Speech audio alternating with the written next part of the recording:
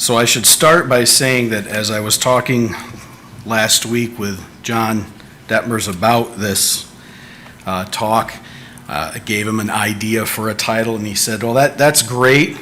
He said, and just so you know, we might be a little space limited on the agenda, so if it looks a little different on the agenda than it does on your talk, just be aware. I said, oh, that's no problem.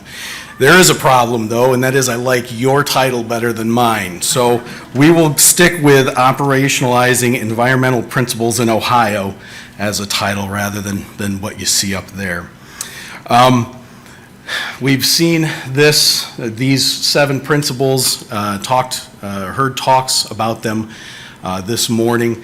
I won't elaborate too much on them, other than to say I can see the hand of both Roger Knight and Jeff Tyson in the development of some of these ideas, because the projects that I'm going to share with you today that we've been working on in Ohio have been going on for a very long time, and many of the principles here are ones that they have embraced over the last 10, 15, 20 years of trying to move some of our projects forward.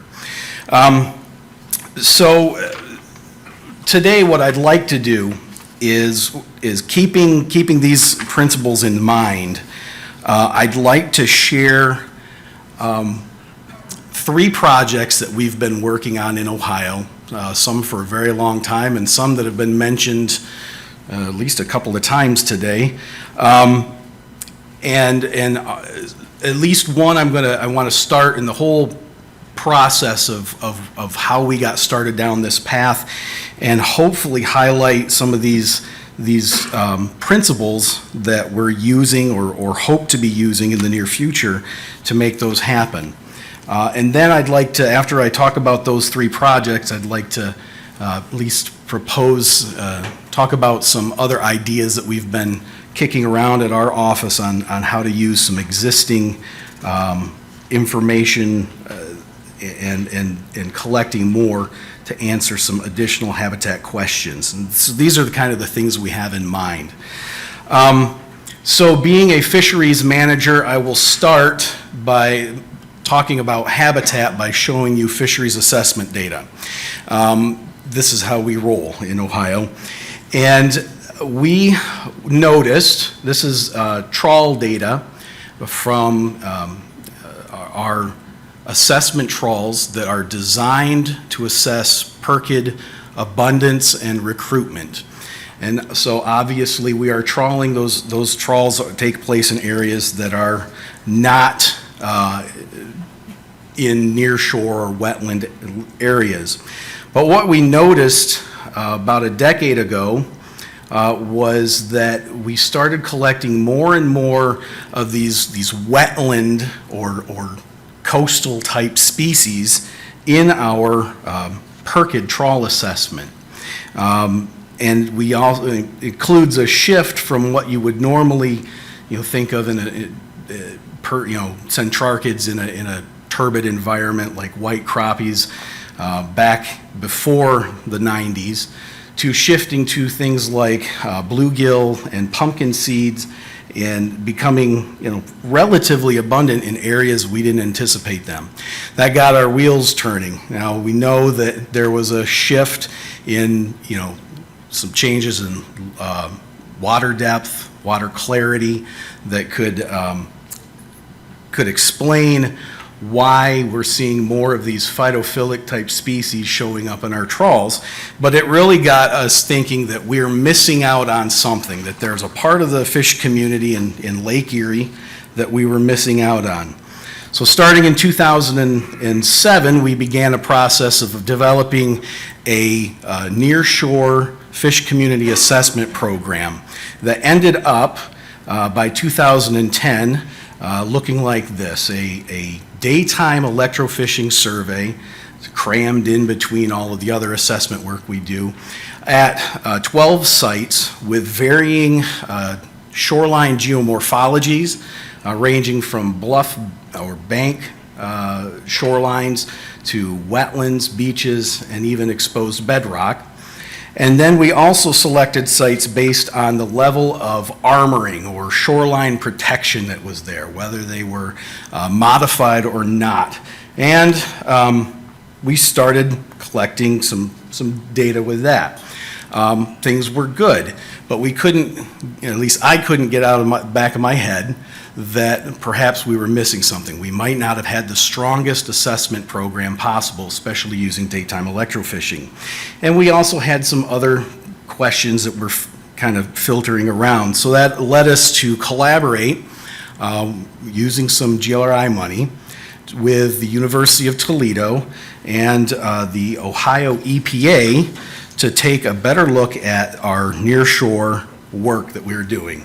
So their work, starting in 2011, looked more like this: expansion on sites, and a University of Toledo student was doing daytime electrofishing, nighttime electrofishing, even a little bit of fyke netting and minnow trapping to try and improve our assessment.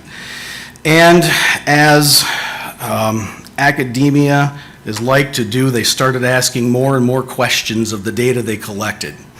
And they started finding some interesting relationships at the sites that we'd selected.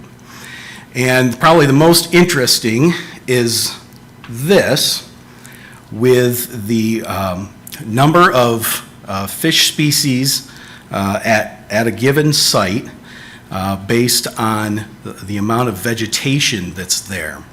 And you see that at both armored sites or unarmored sites, there are more species at that site if there is vegetation there. Now you're thinking, well, obviously, phytophilic fish would want to be around plants. This is not vegetation in the lake. This is shoreline vegetation. The vegetation present on shore has this relationship with the number of species that are present there. We don't know the mechanism for this. We just know this relationship existed. So a little more additional work along the shorelines. Additional photos were taken at each site, and to allow us to quantify the amount of vegetation and the amount of armoring at each site that University of Toledo was working at.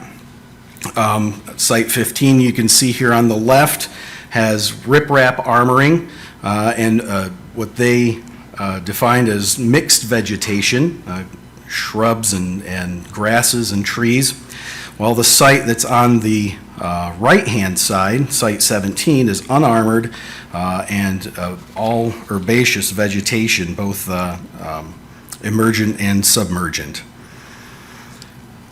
So using that level of information, the students then looked at these relationships of species richness, again, by vegetation type and armoring. So type of armoring came into play here. And the 2 points down there at the bottom of the slide is lowest species richness were at armored sites with metal, vertical bulkheads, and no vegetation. You can see that on the far left. The highest species richness were at unarmored sites with mixed vegetation, which might be pretty obvious. But it was interesting to us the amount of, or how many species were at riprap armored sites with different levels of vegetation. So clearly the type of armoring plays a role in that as well. So this led to us collaborating with Bowling Green State University to collect some additional remote sensing information at each of the sites.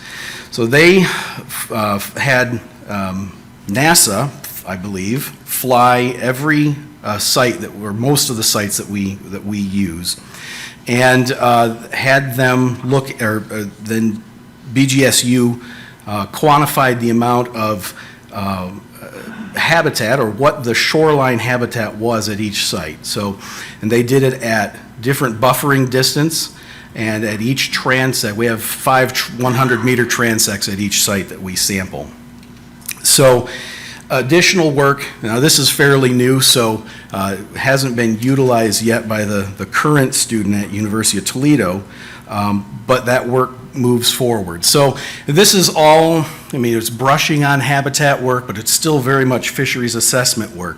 And then one day, along came a Scudder, and that Scudder Mackey, who is the chief of the Office of Coastal Management with the Ohio DNR. He is a geologist, and however, even though he's a geologist, we've let him play on the Habitat Task Group for Lake Erie for several years, and we must have gotten through to him with fisheries goals and objectives and environmental objectives enough so that he started to talk to the people that he works for and the people that he permits out of the Office of Coastal Management. He came to us wanting to know what kinds of things they could do in their regulatory permitting process to make the shoreline structures that people were engineering and building more fish friendly. And honestly, we really couldn't tell him much. So he, not only did he bring this secondary role in, but he also brought in a lot of money, which allowed us to bring on additional students. And right now we are in the process of expanding the research that we're doing to help address some of those questions. We're expanding more to the eastward, so we'll be into the Central Basin this year. We are going to be evaluating the habitat that's available in water at each of these sites as well. We're going to be looking down the road at the question of when we get into actually putting a shovel in the dirt, what size project can we actually expect to see a response from for the fish community? A lot of the work that we do, or that he does in the coastal management, is a property owner by property owner basis. Is improvements at one property site, are they worth it, or do we have to look for larger tracts or neighborhoods that will all work together on these same things? And again, identifying priority management areas is something that's shaken out of that as well. We have a couple of potential projects that we're looking at. One of them with the Paynesville Township Park. They're looking at putting a shoreline structure in, and they are very interested in making it fish friendly. So we have an opportunity there. We've collected some preliminary substrate data, and we hope to collect some preliminary fish data, and then we get to play and try some things, be adaptive. And then there's also potential for some beneficial use projects with the Corps of Engineers and the Office of Coastal Management and some of the municipalities, some of the harbors down there. We hope, when Tim DePriest was presenting today, I get jealous when I actually see projects in the water that are going on. We hope to be there in the near shore doing these same kind of things soon. Another project that we've been working on for quite a while has been in Middle Harbor. Middle Harbor is that central muddy-looking water body. In the foreground is East Harbor. You can see the beautiful vegetation there. In the upper right corner is Lake Erie, and the small water body that's just north of or up above Middle Harbor is West Harbor. Historically, Middle Harbor was a very productive coastal wetland connected to both East and West Harbor and to Lake Erie. In the 40s, it was cut off to provide better access to the beaches along the East Harbor State Park, and has rapidly became degraded both physically and with the fish community as well. The process of trying to rehabilitate Middle Harbor has been going on for a long time, and an original project was put together and then subsequently denied by the Corps of Engineers. And so eventually by 2011, with the help of Ducks Unlimited, the Nature Conservancy, NOAA, and others, we finally got to the point where we were allowed to put reconnect Middle Harbor with West Harbor. And you can see by the imagery there, so that the images on the left are right after the structure went into place, water control structure involved there as well. And you can see the beautiful response with native vegetation that came up all on its own. The problem is that we collaborate with whom we can, and the folks that, at least from our perspective, this is our problem. It was managed since 2011 as a hemi-marsh, which means protection from the lake. So it was cut off and manipulated with the water control structures to keep the water level low and allow the vegetation to grow. That is not compatible with fisheries-related goals, and so we were very excited when we were approached this winter with the thought by the folks controlling that they were going to open up all of the gates and grates and provide a fish access during the spring, at least until the point the water levels would concern them that they might lose their hemi-marsh. Taking advantage of that, with the help of Bowling Green State University and Jeff Miner's lab, we have placed a DIDSIN unit and in that connection, and we are currently collecting data that hopefully is going to tell us not only the species, but also the timing and looking at temperature and water levels and other cues, so that perhaps we can reach some kind of agreement on how to manage it for both fish and for the hemi-marsh community that is so beneficial to waterfowl. Ballville Dam's been mentioned a couple of times today. This has been going on for over 20 years, I think. Identified long ago as an impediment to fish passage and production in the Sandusky River. Currently, there are 20 acres of spawning substrate available to fish below the dam, and the dam restricts access to another 300 plus acres of spawning substrate upstream. We have been talking, Jeff and Roger and those who have been talking to the dam owners, the city of Fremont, Ohio, for years about the possibility of removing the dam. It really was moderately successful talks until 2008, when the Ohio EPA inspected the dam and decided that there was major flaws, major problems, something had to be done. And of course, we were there happy to suggest removal as one of those possibilities.